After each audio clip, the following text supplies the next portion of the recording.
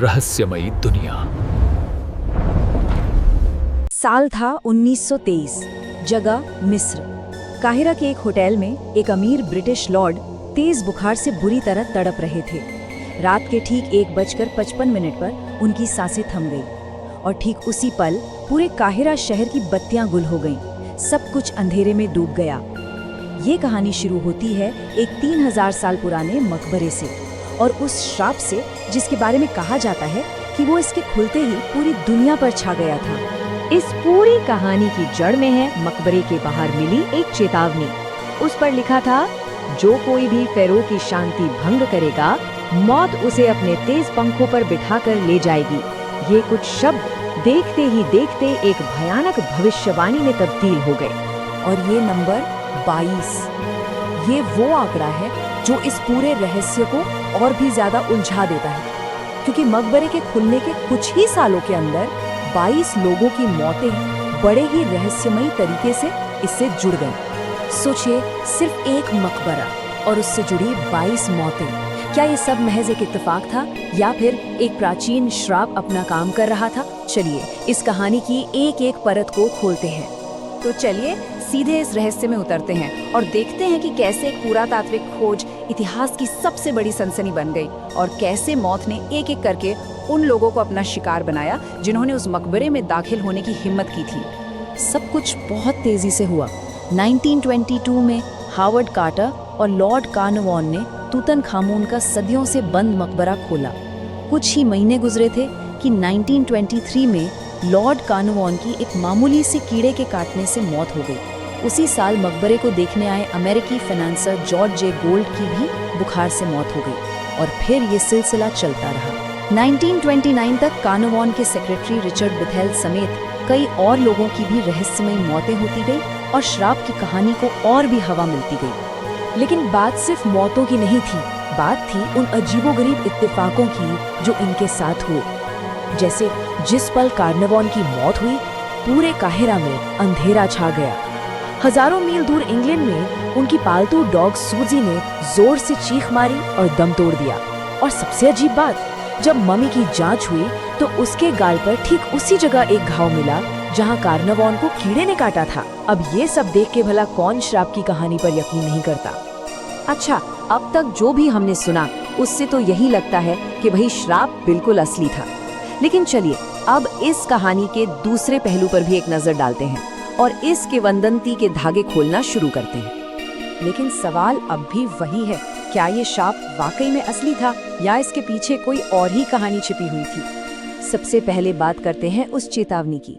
श्राप का सबसे बड़ा सबूत वो शिलालेख असल में कभी था ही नहीं।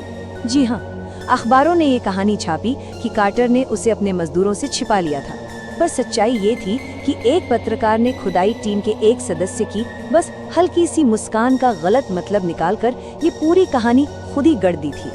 मतलब दुनिया का सबसे मशहूर श्राप एक रिपोर्टर की कल्पना से पैदा हुआ। तो जब कहानी का आधार ही हिल गया है तो चलिए अब विज्ञान और आंकड़ों की मदद से इस अंधविश्वास की बाकी परतों को भी हटाकर देखते हैं। तो वैज्ञानिकों ने एक थ्योरी सामने रखी। हो सकता है इन मौतों के पीछे एस्परजिलस नाइजर नाम का एक जहरीला फंगस हो। देखिए, ये फंगस हजारों सालों तक बंद मकबरों में जिंदा रह सकता है और जब कोई अंदर जाता है तो सांस के जरिए ये शरीर में जाकर खासकर कमजोर इम्यूनिटी वाले लोगों के लिए गंभीर बीमारियां पैदा कर सकता है। और जब इन तथाकथित पीड़ितों के मामलों को करीब से देखा गया तो पता चला कि कई मौतों के पीछे तो बहुत ही स्वाभाविक कारण थे। लॉर्ड कार्नवान पहले से ही काफी बीमार रहते थे और इसीलिए तो वो इंग्लैंड की ठंड से बचने मिस्र आए थे। रिचर्ड बेथेल की मौत दिल में खून के थक्के जमने से हुई।